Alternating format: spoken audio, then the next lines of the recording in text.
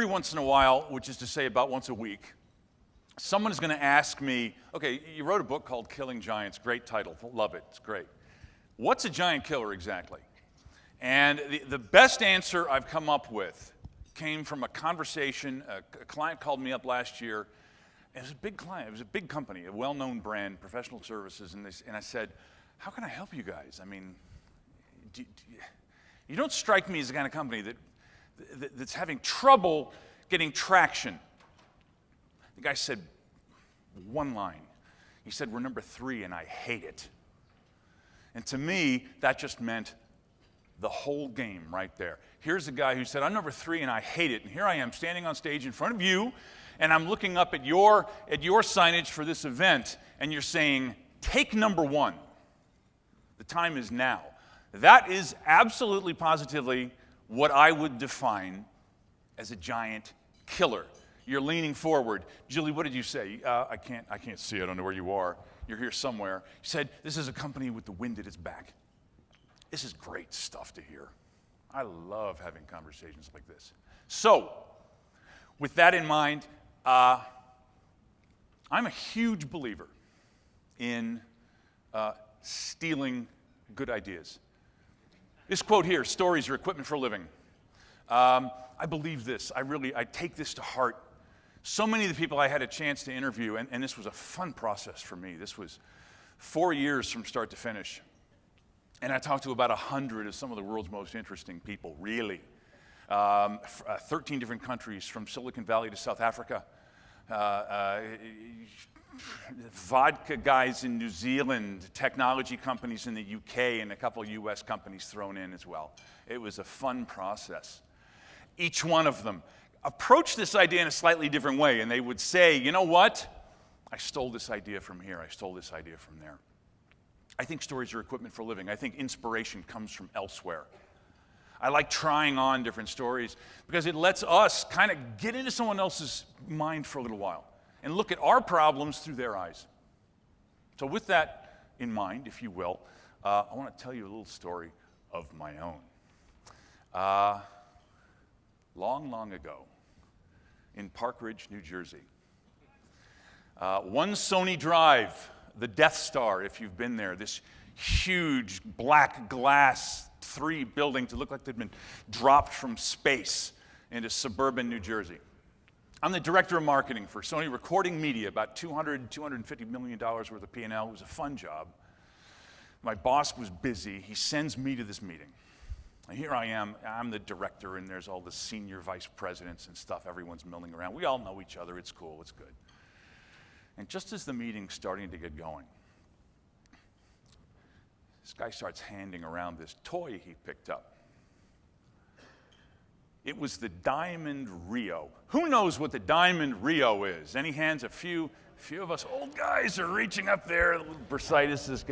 You have to be of a certain age to know what I'm talking about, right? For those of you who aren't sure, for those of you who are laughing out of politeness, the Diamond Rio was the first digital music player, right? Now, understand something. It's hard for me to describe if you weren't there. In the mid-90s, Sony was a cool place. This was one of the top 3 brands on earth. Coca-Cola, Mercedes-Benz, Sony. We had a movie studio. We had a record label. It doesn't get much cooler than that, right? We were on top of the world, truly. It was a fun place. Here comes this device passing around. What do you think the mood was in the room? How do you think they reacted to this? Concern, fear, interest? They laughed. Solid state, I'm pulling this back from deep memory, but it's pretty close. Solid state will never match the audio quality of, wait for the punchline, linear tape. Audiophiles will reject it, said an executive whose name is now lost to history, and rightfully so.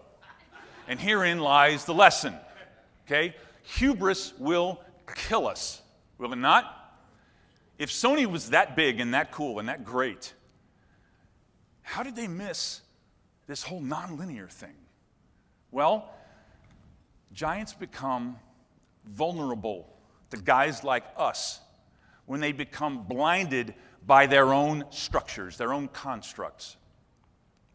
They only see the world the way they can envision it. Sony was consumer technology, period. That's who they were. They defined it. How could anyone come in from the outside and challenge them? You know, the funny thing is that in Sony Recording Media, audio tape and videotape, dating myself now, we were doing everything right. We had a very good division. We were growing. We were doing hundreds of millions of cassettes. You know who we were scared of? TDK, a magnet company that would have been a rounding error on Sony's balance sheet. And therein lies another little lesson that we should keep in mind, and I think it's one that's going to resonate with you. Giants come in all shapes and sizes, as do the giant killers that end up toppling them. Am I right? Yeah. I think so too. Giant killers are fun to study for that reason. These are people who get up every morning and they go to the office and they compete against these companies who on paper should just roll over and crush them. And yet, something happens. Not only do they survive these encounters, they thrive and they win. And we want to know how this is happening. We want to bottle this. We want to take this home so we can apply it to our own companies, right? Our own business, our own careers, our own families. It's a timely story, is it not? We're still living through some pretty rocky economic times. I'd love to tell you that we're out of the woods. I have the great pleasure of working with some of the top trend trackers in the business, consumer sentiment trackers. And no, we're not. There's a huge amount of fear in the market. Remembering how to do more with less, finding different approaches through difficult times, spotting opportunities that are hidden in plain sight. Man, this is incredibly important to us right now. This is the way we're going to succeed at this point. But if this is a timely story, which I think it is also inherently, truthfully, a timeless one. There's a whole lot of people in this room who come from different cultures, and we all come from one that celebrates this hero myth, right? We love this story. That's why Hollywood's in business. We want to hear how a company, how a hero, how a person can emerge from obscurity, come up, take on the man, and win. Because we need to remind ourselves that it's possible. We want to know that we're doing the right thing, that there's hope in a pretty difficult world, right? Now, before I arrived here on your stage, I had a chance to speak to several of you, and I appreciate it. I got some good feedback. I got some fast education on your business and your challenges. And Craig, specifically, I asked, what have you tasked this team with? What do you want out of this meeting here? And there was a lot of conversation, and it was a good one. I seized on 3 ideas, and I want to share them with you here because I think it's important that we sort of ground ourselves in 3 big marketing challenges that maybe you're going to be addressing over the next day or so.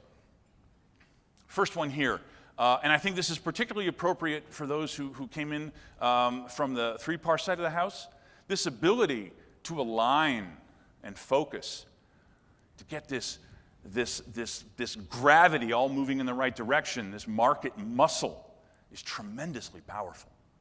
When we align, we can move share 3, 4, 5 points in a quarter.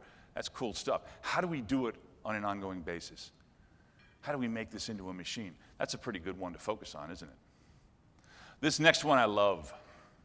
You know, we're still small enough to be disruptive. Has a marketer ever seen this before and said, boy, I don't know, you know? Go out there and be more disruptive.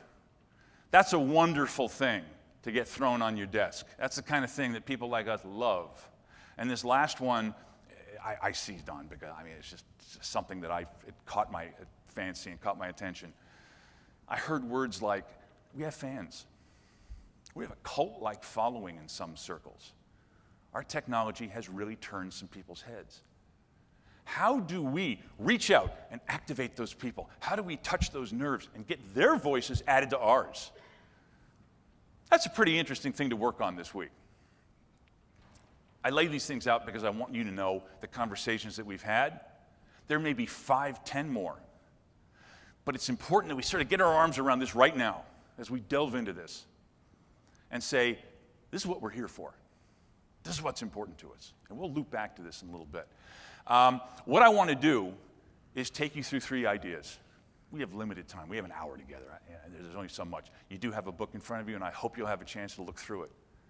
I hope that you'll try on some of these stories that make sense to you. And I hope that you'll discard the ones that don't and move on. But what I found is that when I have talks like this, and when I go through this, in my mind, this is many years and interviews and a lot of people I've spoken to, the material tends to organize around 3 what I would call areas of excellence. The first one, which I think is very sort of illustrative of the giant killer mentality, is that successful companies who are able to take on and topple the Goliath in their industry are great at seizing the narrative. They're great at hijacking the conversation, of distracting the market and focusing its attention over here where we know we can win. That's a powerful tool. Second, they're very good at changing the rules of the game. We heard the Sony story up front, right? All of a sudden something comes along, something that was hidden in plain sight. Giant killers are terrific at seeing the battlefield from a new perspective, spotting opportunities that were there all along. And lastly, they're very good at translating ideas into action. This is not just a conversation about culture. Yeah, culture is critically important. We can all agree on that. It's not just a conversation about execution, and execution is critically important too, isn't it? It's that rare art of taking an idea from the whiteboard and implementing it in the market so that it materially affects the business. That's great stuff. Giant killers are good at that. They get stuff done.